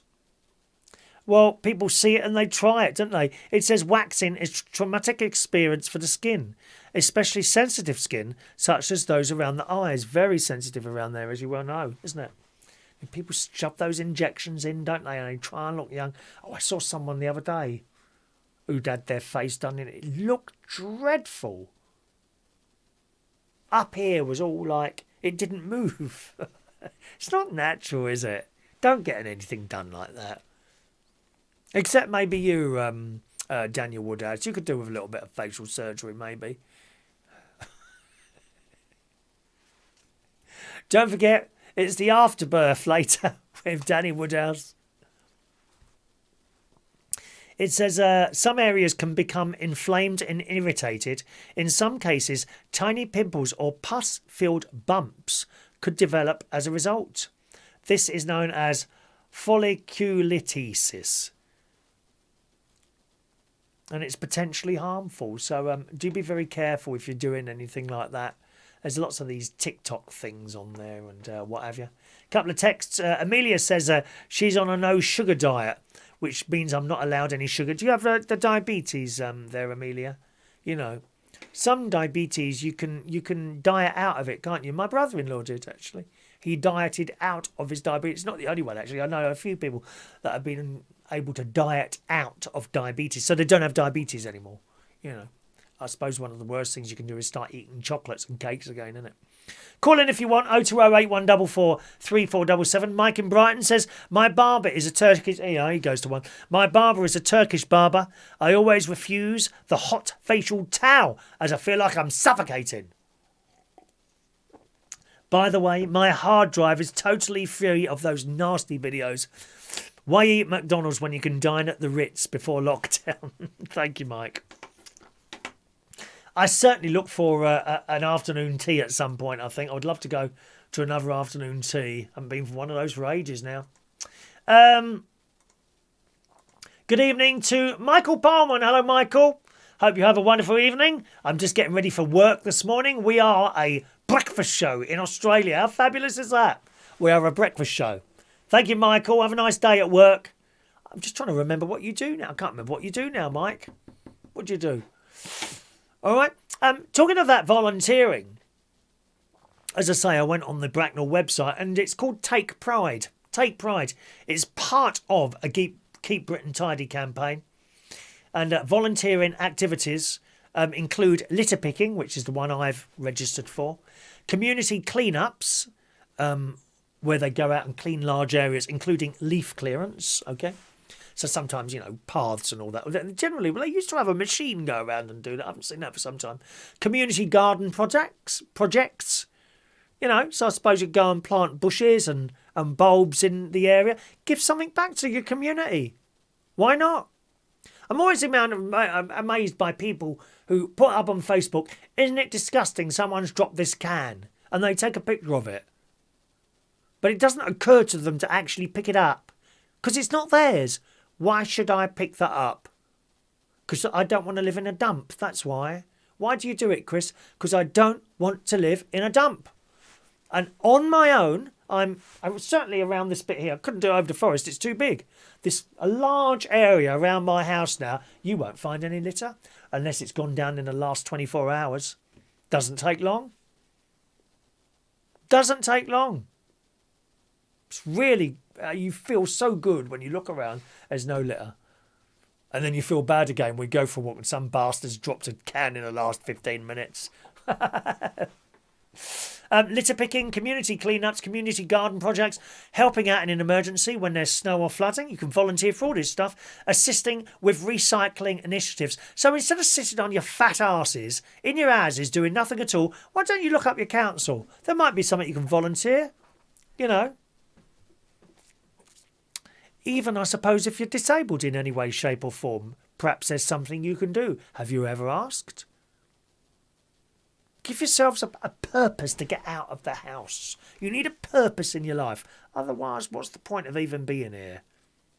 I ask myself that question all the time. What is your purpose? My purpose is to kind of sit here and do this thing and try and entertain a few people and ignore the idiots. That is my purpose, I feel. To try and make people smile a little bit now and again and perhaps do a little bit of news here and there, And how can I get involved? You just register as a Take Pride volunteer. So I did. And I ticked the litter picking thing. But I am a bit of a lone worker, if you see what I mean. I tend to work better on my own. So I don't think I'd want to go out with a group of people who are litter picking, if you see what I mean. I leave after the radio show. I go downstairs around about 10:15, set my bag up, pick up my litter picker, and off I go. I have little earphones on. I listen to some stuff, and I go litter picking. That's it. I don't think I'd want loads of people surrounding me doing all other bits as well and talking, A bit of a lone worker, really. It's the same at work. I find it very difficult to share a job, have a sort of sidekick or something like that. It works for many people. Some people it doesn't. And some people don't need it. Look at Tony Blackburn. Doesn't need a sidekick. They put him on the radio with some girl once on a gold station, not Capital Gold, one of the gold stations. I don't know what he was on, but he was on there with this girl. And you kind of thought, well, what is the point of her? Doesn't need her at all. Some people need someone else. They can't do it on their own. Some people have said, oh, do you fancy doing a show with me? No, not really. Not really. That doesn't work for me, you know. Adam the Plumber says, I'm looking forward when I can take you to an afternoon tea. Also been looking at booking a show in the West End for my birthday. Oh, yes. What are you going to see? What, is this next year? Are you talking about next year there? Amelia, my personal trainer, say it's for me to lose weight and it's working. Good. Excellent, my darling. Excellent. I think sugar's really a bit of a drug, really. It's not mentioned as a drug, but it's like a drug to, it's quite difficult to stop eating sweets and chocolates and things like that, isn't it, eh? Okay. Don't forget there's a new text number up there. All right, new text number. The old one doesn't work anymore. It's 07451 287 337 is the text number. Zombie viruses. Oh, no, this is all we need, isn't it? This is all we need at this point in our lives. The Daily Star is reporting scientists in Russia are seeking to unlock prehistoric viruses. I mean, what could possibly go wrong? What could possibly go wrong? Scientists are seeking to unlock unknown prehistoric viruses up to 50,000 years old by extracting biological material from carcasses of ancient animals frozen in permafrost, according to reports. They might be able to dig up your nan or something like that, haven't they? What could possibly go wrong? Oh, I think they should leave things alone. The Russian team is this week reportedly taking samples from a collection of beasts preserved in ice that have been found in recent years. They are working with the remains of extinct woolly mammoths and hairy rhinos, as well as prehistoric dogs, horses, elk, rodents and hares. Are you hairy? My dad was really hairy. He was like an ape. He was covered in hairs. My niece's husband is hairy. He's a really nice bloke, he is. Really nice bloke. 3 beautiful children. James and Emily and George are his 3 children, who I hope to see perhaps towards the end of the year. They're in Cyprus. They got stationed to Cyprus for 3 years. This is their last year now, and the whole idea was I would go at least twice a year. Well, I went the first 2, and of course last year we couldn't go. Couldn't go. Went twice, that was it. This bit won't go, early. Maybe sort of October, November if I'm lucky. Probably get there in the last couple of months of work there. The oldest is believed to be a 50,000-year-old lemming. The work is spearheaded by Vectis State Research Centre of Biology and Biotechnology, once a Cold War biological welfare research plant. You see, the trouble is this stuff can escape, can't it? Eh? What could possibly go wrong? Do you like that, or do you think things should be left alone like that? Digging up bodies and extracting viruses from them? Do let us know. 07451 287 337 is my text-in number. I mean, we're not sure where this one came from, are we? Some people say it was invented in China and it escaped from a lab. Other people say it came from bats. I mean, who do you believe, really? The old vaccine thing's going well, isn't it? 17.6. How do they do that? How have they done that? I think the only ones ahead of us are the Israelis. They're well ahead of the world. They've done really well, the Israelis. We're not too bad. 17.6 million people, the last time I looked at the telly this morning, had their first injection. Is that fantastic? Don't be afraid. Have yours. It'll protect you. It'll protect you. Remember those people in hospital? Please, this is real. I was very fit and healthy. Now, please put a mask on.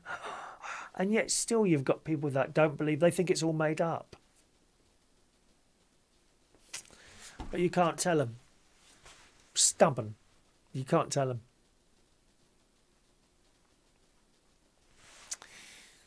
Anyway, that's the virus story there. What else have we got on the show today? Let's have a look there. Shoot that dog. You can imagine old Boris now. Have you got dogs? Who's got dogs? Mike in Brighton says, hairy mammoth. Virus. Then the sugar waxing will take off big time. I tell you what, my dad would have been in great pain if he ever had that waxing business going on. It must hurt, girls. Come on, girls. Who's had their legs waxed? Have you? Clarissa, have you had anything waxed, my darling? It must hurt when they pull that bleeding thing out. You'd be red raw, wouldn't you? Awful. Who's got a dog? Daily Mail. Boris Johnson called for someone to please shoot the effing dog. What happened? Damage caused by his terrier Dylan at Checkers left him with a 4-figure repair bill. This is the trouble with dogs. They eat stuff. My niece had a dog. He was a lovely dog, actually. Really, really clumsy. He'd knock everything over. She saw once on a walk out and off went a dog running across the fields trying to catch a rabbit. Something was hanging out of its bum. Anyway, they managed to catch up with it at the end and pulled out a sock. Well, it must have sunk.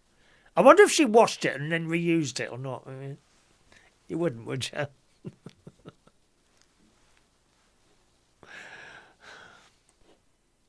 I mean, I hope you wear new knickers every day. Do you? There's a story of that coming up. Rachel shaves her legs. See, that's not going to hurt, though, is it? Shaving. I mean, it don't hurt for me to have a shave, but to actually put something on there. I mean, you know what it's like taking the bleeding plaster off. Imagine pulling this wax off and it's pulling all the hairs out. You can't do it like a plaster. Whoosh, like that, can you? Clarissa does her eyebrows. She waxes your eyebrows. Does that hurt? Does it hurt? Will you please tell me about what's all that about, girls? You take all your eyebrows off and then you paint them on again. What's the point of that?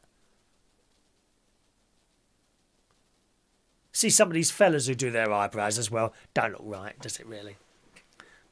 My nephew Gary has only got the one eyebrow. It goes right across like that. He's got one of those. So thick.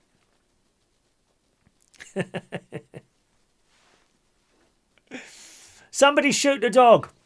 The Prime Minister's pet had chewed on antique furniture and books at the country residence in Buckinghamshire, as well as making a mess on the floor. Oh, he didn't poo on the floor, did he? At Checkers? Shouldn't have pets in there? Mr. Johnson told his friends he had to foot the bill for making things good. News of the latest Dylan-related drama, that's his dog, the terrier, emerged 24 hours after the Daily Mail revealed that the dog sparked a row in Downing Street by cocking a leg over a senior aide's handbag in the number 10 garden. Well, it must have had something dodgy in there, probably had drugs in there or something like that. The dog didn't like the smell. It can now be revealed that Dylan caused an even bigger stink at Checkers, where Mr. Johnson and his fiancée spend many weekends taking the Jack Russell for walks on the 1,000 acre estate. One insider said I was at a meeting when Dylan darted under the Prime Minister's feet with an old book in its mouth. The PM shouted, "For God's sake, I'm going to get another £1,000 repair bill. Someone please shoot that effing dog." You can imagine him doing that, can't you? I did see a quick clip of him, actually, PM on the telly today. His hair! Will someone... Can we have one of my gay friends do something with his hair? Christ's sake, Boris! Get the hair sorted, dear! He said, luckily Carrie wasn't around to hear him. They added, I didn't think he meant it literally. Another witness described a Laurel and Hardy-style farce as a kneeling Prime Minister attempted to reclaim the book from Dylan's clenched jaws. I bet it was an expensive book as well. See, that's why you like him, because he's normal. A little bit like that American bloke.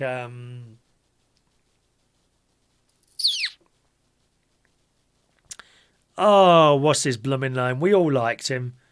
Not Ronald Reagan. The American president, the one who put a stain on that person's dress, that one. What's his name? We all liked him, didn't we? Because he was normal. He did normal things. Government source says Dylan the dog is not popular with staff at Checkers. He causes havoc, gnawing at the furniture and soiling the carpets, which have to be cleared up. The 16th century manor house in Buckinghamshire has served as the country residence of every pioneer prime minister for a century. Only to have the dog eat it. Oh dear. Russ in Brighton says, only ever wanted my nose hair, and that brought only ever waxed my nose hair, and that brought tears to my eyes. Only ever did it once. I should think it did. Awful. Rachel, my eyebrows are falling out, hair going grey. Does that mean I'm getting old? No, it doesn't, because you're a beautiful person, Rachel. Doesn't matter. Doesn't matter what you look like, because you're a beautiful person underneath it all. I know that. Clarissa had a pure breed Alaskan Husky. Is that the one with the really sort of piercing eyes? Oh, they're beautiful. And a Husky cross Malamute named Astra. Astra. Like my Astra vaccine that is inside me now, producing antibodies to attack any virus that enters myself. Not that one, Mike. Got pills for that. Fran, have you seen Alex recently? Yes, I have. What did I see? I saw him this morning and was watching a couple of his videos. Can't remember what it was about. Was it about Nargam and shit? Oh, I saw on Saturday morning for about a minute. Oh, Naga Munchetti and the Miserable Charlie, they were on this cookery programme. It was awful. Just didn't work for me. Anyone see that? Naga and Charlie on this cookery programme on Saturday morning. BBC One colour. I'm very pleased to announce that one of our happy listeners, has received a parcel at last. Now, you may remember some time ago, Gary Ross's wife Leslie won the Super Chat bingo, and I duly sent off an Echo Dot to her, which has disappeared. Never got there. So, I was very lucky and I found something in a box in the kitchen when I was about to throw the box out. It was a clock. And I sent it on Thursday, was it? Thursday last week. And within 2 days, it arrived. And he sent in a picture. There you go. That's Leslie. She's pretty, isn't she? It's Leslie Ross. Look how pretty she is. Thank you, Leslie. No picture of Gary there. Isn't she pretty? So she has the very last United Kingdom talk. I don't think there's one at the caravan. I'm sure there isn't. The last United Kingdom talk clock that has been done. And a couple of stickers that they won on Sunday's bingo. That would have been last week, wouldn't it? Last week. Okay. So I'm glad you received those, Gary. And by the way, thank you for the super chat earlier. Gary sent me a super chat before the show started, actually. So thanks very much for that, Gary. Much appreciated, all right. Nice to see happy customers. Happy customers, that's what we like. Anyone else want to call in before we close the phone line? 0208 144 3477. Fran had the Astra spaceship vaccine as well, I'm pleased to say. Didn't have any problems either, did you, Fran, there, my darling? Hope you didn't. Anyway, my love, all right. The latest defence for the snowflakes is the Muppet Show. Oh, yes. And it's Disney. Disney. This is in a site called postmillennial.com. Don't you love the millennials?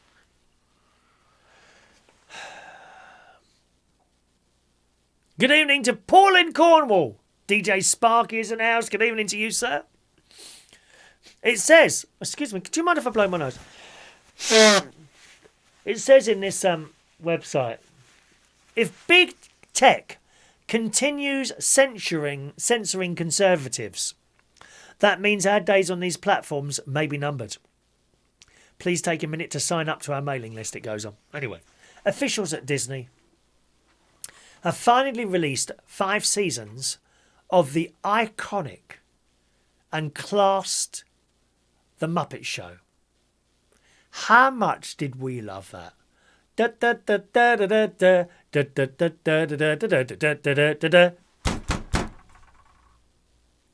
They've got it on their streaming service on Friday now. I don't have Disney Plus. Maybe one or two of you have. However, the episodes come with disclaimers, and the show is only available to adults. The programme includes negative depictions and or mistreatment of people or cultures. These stereotypes were wrong then and are wrong now, reads the message embedded before users get to watch the shows. There you go. There you go, kids. Once again, your childhood has been torn away from you as being full of abuse and everything wrong. Everything's wrong with your childhood. Everything. I'm sick to death of people telling me this. Aren't you? Many other Disney classics shows are being slapped with similar warnings, including perennial classics such as Peter Pan and Dumbo. Now, I've not seen what they say is wrong with these. And I'm trying to think now, what could possibly be wrong with Peter Pan or Dumbo? Ironically, Disney's live-action film Mulan comes with no disclaimer whatsoever, despite what critics call obvious propaganda and the working together with genocidal and slavery positive regimes in order to make the film. There was widespread criticism of the measure on social media. Why can't people just sit there and see it as entertainment? I just do not know.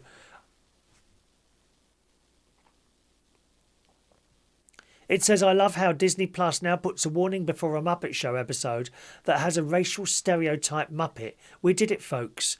Now we have to warn people of puppets. They're off their heads, all of them.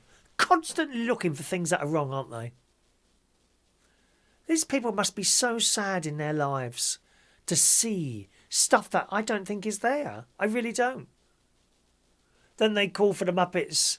Then they came for the Muppets. In an increasingly fragile, liberal and psychotic culture, Disney Plus inevitably adds a warning in front of the Muppet Show saying its offensive content was wrong then and wrong now. Well, I tell you what, darling, you're wrong and I'm not subscribing. Okay? Not subscribing. I'm not subscribing. I'm fed up with people telling me what a terrible childhood I must have had because of all this stuff. Don't you get fed up with it? So it's the Muppet Show. It's the latest thing the snowflakes are moaning about. Good evening to... I said good evening to Sparky today. Mike in Brighton says, question, in your call centre photo... Yes, the call centre... Are all standing by ready for your calls. They put them through, you see. Can you believe my mate said to me it just looked like a static photograph taken in the 1960s? I don't remember seeing a computer in the 1960s or 70s, come to that. Maybe 80s. There they are. That's all my operators standing by to take your calls, gang.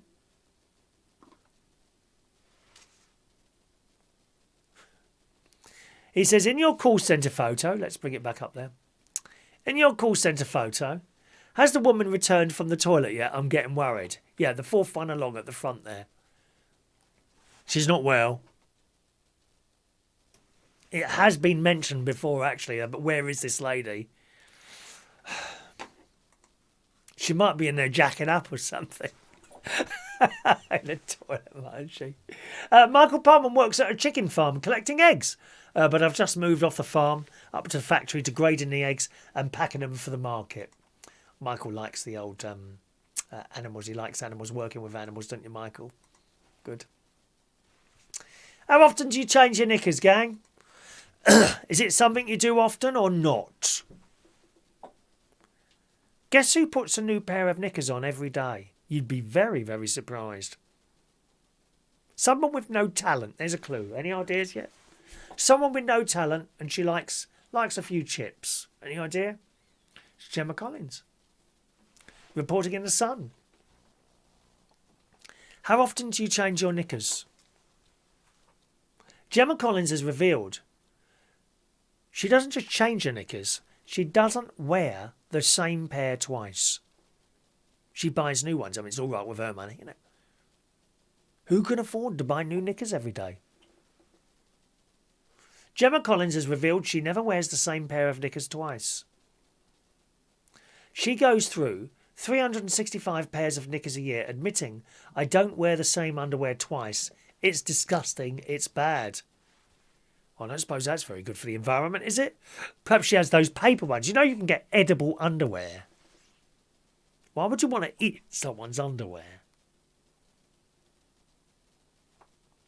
She says, I don't like the way they feel after a wash. I'd just like to have a fresh pair every time I go out. Well, what is that smell then, Gemma? Must be coming from your armpits then.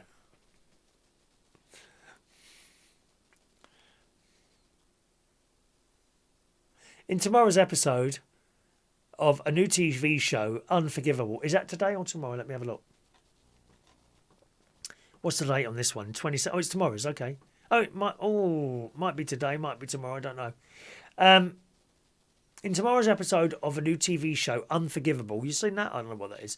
Gemma accepts her habit is bad for the environment and wasteful. She says, I've got to change my ways. Yeah, change your ways, darling. Start eating salads.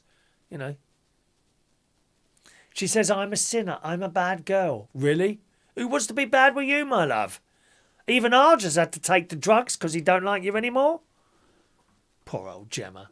But she does add she puts her used pants in a drawer rather than in the bin, explaining they go in the drawer. My lovely assistant, Alexis, rolls them all up. Well, she got an assistant? What, to dress her? That's the story. I mean, do you change your knickers very often? Isn't she on that drag race at some point? I'm sure I saw a story. It might have been this week. See, I don't really watch that. I've tried. I'm a bit more old-fashioned drag, I suppose, really. I like old-fashioned drag.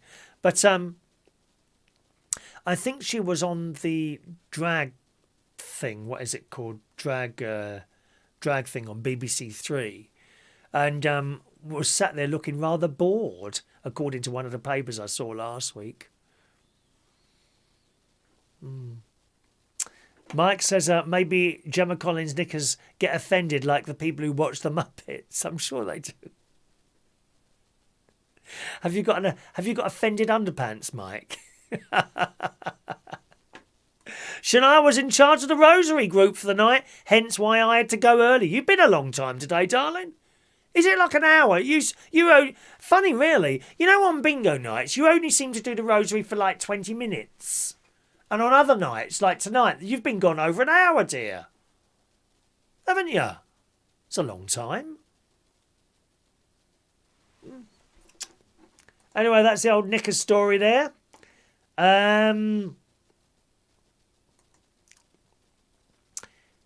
have a look there.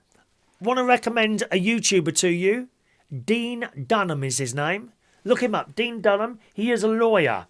Now, he's been on, I think I mentioned this last week actually, he's been on LBC for years and years and years. And if you've got like a lawyer type question, you know, you can email him in and he would advise you. He's now got his own YouTube channel. And at the moment, he's got a couple of shows on there which are all to do with caravans. Now, fortunately, I and our very good friend Jeff and his beautiful wife Linda, we are on a site where we don't really have problems. The management, the people that own the site, it's a small family-run site. There's no shop. There's no entertainment. There's nothing like that. It is basically a field with a little network of roads and electricity. And that's it. It's quiet. And that's how we like it. That's how we don't want all that noise and stuff going on. We don't want it. Don't want noise. Don't want. We're there for peace and quiet. And that's what we want. And it's very well run. And they're not greedy with the electricity. They're not greedy with the gas. And they're not greedy with the ground rent. Sometimes people things take a little bit long to be sorted out, unless it's an emergency like plumbing. You pick up the phone, someone's there. I think his name's called John. He's a lovely old bloke. He's been there for years. Nice bloke. But it's very well run. The owner actually died just before Christmas, actually. Sylvie's husband, his name was Alan. He was a nice bloke. Met him a couple of times when if I had a little bit of a problem. He died. His son appears to have taken it over now, I think, with Sylvie. I think that's how it's working. And it's remaining within the family and not being sold or anything like that. Thank God for that, you know. But there are some horror stories of other caravan sites run either by large companies or very dubious people. And the salesman promises you this, that and the other and doesn't deliver, and people lose thousands. I mean tens of thousands of pounds on caravans they bought, and that we have no rights. Similar to the people on bad sites, we have no rights either. You know, I think it's Guy who's running it now. And if he didn't want you there, he could knock on the door and say, right, you're off in a week. Take your caravan and go. You'd be, you know, mucked up. But it doesn't happen there. You pay your rent. As I say, they're not greedy. It's quite well run, I think. I think it's very well run. So we're all happy. But there are other sites where people are very unhappy. They are ripped off left, right and centre. Stuff doesn't work. Stuff doesn't get repaired. Their ground rent is anything up from sort of £3,500 a year. It's a lot of money. Well, this bloke, Dean Dunham, has taken, as a group, a lot of people on board for this. And if you have a look at his YouTube channel, his name is Dean Dunham. It's really interesting, all right? So there's a little YouTube channel for you to watch there. Russ is on the line in Brighton. Hello, Russ. Is it Brighton, Russ? No, I mean Rotherham, South Yorkshire, Chris. Oh, of course, I've got two Russes. You in South Yorkshire, and there's another Russ in Brighton. Hello, how are you? All right? Yes, not bad, mate. Thank you. How are you? Yeah, you sound fantastic. Are you on a Skype or a phone? I'm on Skype on my computer. Oh, you're on Skype. I thought it was quite a good line. Hello, what you got for me, Russ? Right, it's a bit like what I texted you about earlier, the courage job. Which one? I'm not sure which one I'm having yet, Chris, but Right. like I said to you earlier, I'm having mine this coming Friday. So just like I texted earlier, just thought to see what sort of problems you had, because I've seen a lot of people, because my sister had one of a week. She works in a school and she had a achy arm and headache and with Right. flu-like symptoms in bed. So I just wondered what sort of problems you had, 'cause I saw you other day, you see, mate. So I just thought, that's why I thought I'd text her and I thought I'd follow up and see. Some people are bad, some people have been all right. You know, it just depends who you are, really, and how the vaccine has affected you. All I had really was a bit of a sore arm for about an hour and a half, and then tiredness for 24 hours, and that was it. My mate had a terrible time for about 24 hours. But like my doctor says, you know, whatever you go through, you won't end up in hospital and you won't be dead. That's the whole idea of it, really. Yes, 'cause it'd be my first dose this coming Friday. 'Cause it'll be my first dose. So on Friday, so I just like to see how. Do you know what, Russ? And I'll let you know. Do you know what, Russ? I you think know what I sometimes you read and hear about people's experiences, and I think when you read certain side effects of various different jobs, drugs and this, that and the other, and you start believing what you have read. So you have whatever it was, and then you read that you might get headaches. Oh, that's funny. I think I can feel one coming on now. Do you know what I mean? Yeah, I get what you mean, Chris. Yeah, I don't get what you mean. think Yeah. when I take pills for anything, or if I have to have a procedure, I don't want to know. I'll cross the bridge if I come to it. I think you make the mistake. I think it's sometimes a mistake to read all these side effects, because you almost bring them on yourself. You know, Russ?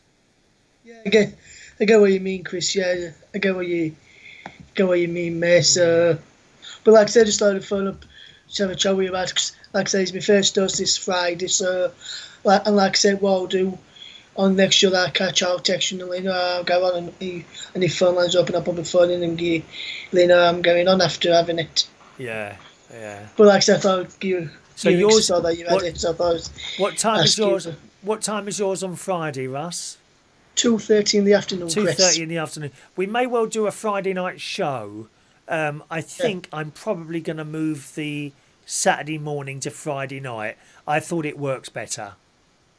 I thought the Saturday morning one doesn't get an awful lot of interest. It was much busier on Friday night. So I think probably we're going to do Monday, Wednesday, Friday, 8 o'clock. And that also makes kind of sense, doesn't it? Rather than doing 2 at 8 and then 1 at 9 and then another 1 at 8 and what have you. Do you know what I mean? Yeah, it makes sense if you do it all at the same time, so then people who watch you regular know when you're going to be coming on. Yeah. Are you a little bit fed up, stuck at home all the time? Yeah, I do go out every now and again. We tell my mum we're shopping in town and that. Yes. And up to my auntie's using the support bubble, but other than that, I'm mainly staying in and watching Is there anywhere to watching walk? And I'm watching the football because, as you know, Chris, I like my football. And you probably not seen Chris, but last Monday, I got my first job in the media industry. All right, go on. I'm covering my local side, Rotherham United, for one of the new local radio stations, which have just started in Rotherham. What is that, like a commentator? Yeah, he's like, I'll be getting all the press interviews after they've done every press manager's done the press conference. Oh, right, okay. Turning for news bulletins and any news sending it across to put into news bulletins, sport bulletins, and then once COVID's done, Chris, I'll be able to go down to the ground and watch the games at the grounds. Oh, that's good, isn't it? Gosh. Yeah, I've done it for like on my own for since 2015, and last Monday got the email to say I've been accepted on this role. Yeah. Well done. Can you just imagine a football match in front of me now and give us a minute of commentary? Are you able to do that? Is that I've just actually finished watching a football game while I've been watching you. I've had one of the football matches on from the Premier League tonight. Could you sort of make up in your head now about a minute of a football game and commentate for us? Is that an easy thing to do or not? No, because they need to see the action in front of you. So I can't make it up on the. You can't close your eyes and kind of see a game in your head that you make up yourself. No, I can't really do that because I need to see it actually in front of me. Otherwise, I would have done it for you there and then. Yeah, well, good luck. I'm very pleased that you've got somewhere like that because I know you're very much into the football and that, and it's a great sense of achievement to get something like that. You know, when you're into something, you get it. You know, it's brilliant. Well, good luck with that. Yeah. Cheers, Chris. But like I said, just like to see how you go on with your COVID vaccine. Yeah. If we're here Friday night, I'd appreciate a phone call Friday night, and you can tell us how you got on with your vaccine. Yeah, from around Friday night, Chris, I'll do that. All right. Probably early on in the show. Yeah. Okay. Well, good luck with that then. All right. Yeah. Cheers, Chris, and I'll speak to you again soon. Bye-bye, Russ. Bye-bye, Russ. All right, gang. Lines are now closed. Thanks, those of you that called in on the show tonight, boys and girls. If you call in now, it will go straight to an answer phone. All right, my darlings. Now, what else have we got there? I think we're nearly done today. Oh, Clarissa's just sent an email with a picture of ice. Was that ice, ice, baby? Bum, bum, bum, bada, bum. Oh, why haven't I got your email? Is it an email? Oh, no email from you, darling. 1 minute. Let's have a look over there. Bum, bum, bum, bada, bum, bum. Ice, ice, baby. Bum, bum, bum, bada, bum, bum. Let's have a look there. Ice, ice. Nope, can't see an email there from you, darling. No email from you, Clarissa. I got a text, but no email. Do you want to try it again, my darling, or maybe it just didn't get here there? Anyway, gang, we're finished there. Thanks so much for joining us on this Monday night. I hope you've enjoyed a little bit of a chat together. We'll have another chat show on Wednesday night at 8 o'clock. That's the next chat show. Spread the word, gang. Wednesday night at 8 o'clock is our next chat show here at UnitedKingdomTalk.co.uk. Tomorrow morning is my radio show. Incidentally, Sparky, I think he's probably still with us at the moment, he's sent in a little poster. advertising his show. All right, he was on tonight actually. I think same time I started, 8 o'clock. But he's got a little poster. It's quite a good poster, that, isn't it? Eh? Do you like that? It's good, isn't it? He's got a texting number as well, similar to mine. I think he's on the same thing as me, on the text magic system. Which since I've been talking about it, a lot of the other Reach presenters have shown an interest in that. I should, be on some sort of scheme, shouldn't I? Really, to get some money for that or something. There you go. That's Sparky's thing. I don't know when he's on next. Do you want me to have a look? Let's see if I can find him. Schedule. Tonight, of course, Alan Ross is on Reach on Air. He'll be with you tonight at midnight with his excellent show. I often have him on, I put the thing on the timer and it goes off. Sparky, 8 till 9. Oh, Henry Churchill's on now. He's quite fun, Henry Churchill. He's a nice bloke. He's on there at 9 o'clock. And Josh Hornsey will be on at 11 o'clock. Tomorrow, let's have a look for Sparky. Is he on tomorrow?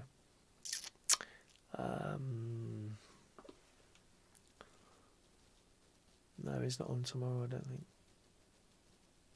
I know. Tomorrow night is Ross Patzelt. My friend Ross Patzelt's on tomorrow night at 9 o'clock. Now, I don't know when Sparky's on again. But I'll be there at 9 tomorrow. There's my one, okay?